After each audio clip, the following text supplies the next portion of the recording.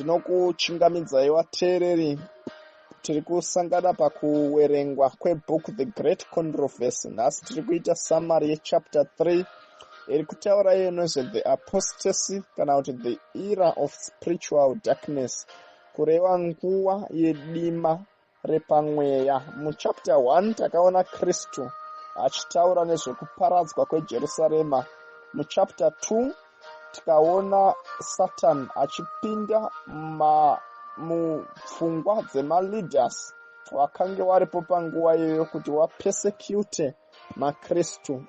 Pachapter 3 yacontinuous, apo taakuona kuti Satan anozoona kuti persecution haisi kushanda pakumisa chiKristu, nemhaka yekuti pavari kupersecutwa pakanyanya vari kubva vawedzera in numbers. Saka Satan anofunga zano rekupinda pakati pemakristu sewamwe wavo, but in turn ozoisa dzidziso dzakatsauka yatingati paganism.